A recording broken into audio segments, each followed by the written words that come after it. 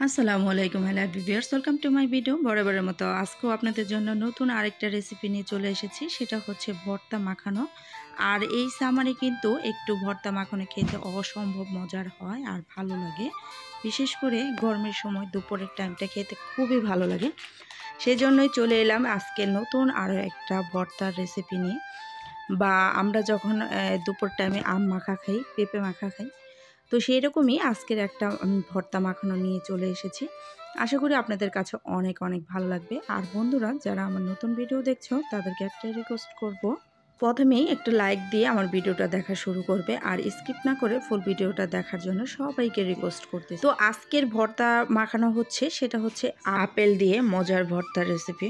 আর এই সামারে এত প্রচণ্ড গরমে যদি একটু ভর্তা মাখানো হয় বা আপেল ভর্তা তৈরি করা হয় তাহলে কেমন হয় বন্ধুরা? অনেকেই তো আম ভর্তা খেয়েছো, পেঁপে ভর্তা খেয়েছো, কিন্তু কখনো কিন্তু আপেল ভর্তা ট্রাই করনি। তো আজকে সেই ভর্তার রেসিপিটা নিয়ে আমি চলে এসেছি। কিভাবে এটা তৈরি করলে বেশি টেস্টি হয় সেটাই আজকের ভিডিওতে থাকবে। আর অ্যাপেল কিন্তু বিভিন্ন কোয়ালিটি হয়, কিছুটা টক হয়, আবার কিছু আপেল অনেক সুইট হয়। তো অ্যাপেল যেটা আপনার টক বা গ্রিন কালার হয় সেটা কিন্তু একটু টকটকে বেশি থাকে। তো সেই আপেলটা দিয়ে যদি এই ভর্তাটা তৈরি হয় তাহলে কিন্তু দুপুরের টাইমে খেতে অসম্ভব মজার হয়। আর আশা করি আমার এই ভিডিওটা আজকে তোমাদের কাছে অনেক ভালো লাগবে। আর খুবই মজাদার একটা ভর্তার রেসিপি আজকে নিয়ে চলে এসেছি একদম নতুনভাবে। তো যাই হোক, প্রথমে আমি অ্যাপেলসগুলো ভালো করে ধুয়ে নিলাম। তারপর এই যে গ্রেটার নিয়ে নিচ্ছি, এটা আমি গ্রেটার করার জন্য। তবে আপনারা চাইলে কিন্তু অ্যাপেলটাকে স্কিন ফেলে তারপর এটাকে গ্রাতিস করতে পারেন। তাছাড়া আপনি চাইলে কিন্তু এইভাবে সরাসরি এটাকে গ্রেটার করে নিতে পারেন। তো এভাবে করতে একটু আমার কাছে মনে হয় আনইজি ফিল হয়। তো সেজন্য আমি এটাকে স্কিনটারে ফেলে তারপর ক্লিন করে তারপর এটাকে একটু গ্রেটার করে নিচ্ছি।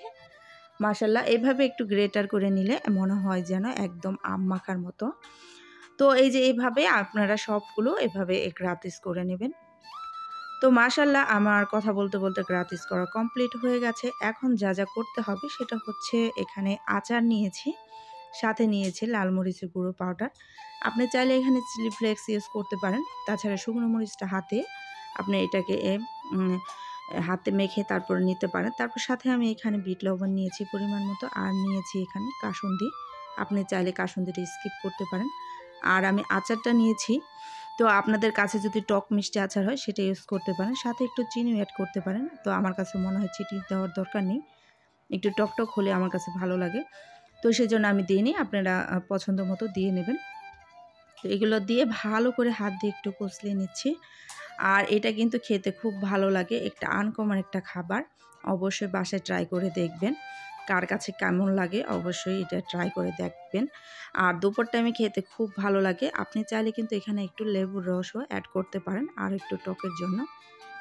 তো আমার কাছে খুব পারফেক্ট হয়েছে, তাই আমি কোনো চিনি ইউজ করিনি। আপনারা আপনাদের পছন্দ অনুযায়ী চিনিটা ইউজ করে নিতে পারেন, যেহেতু টক আপেল।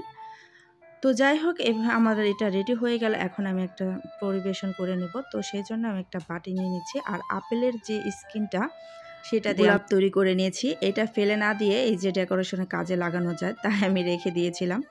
তো এই তো আমার মজাদার অ্যাপেলস ভর্তা রেডি হয়ে গেল। কার কাছে কেমন লেগেছে জানি না, তবে অবশ্যই বাসায় একবার হলেও ট্রাই করে দেখবেন। আশা করি আপনাদের কাছে খুব ভালো লাগবে।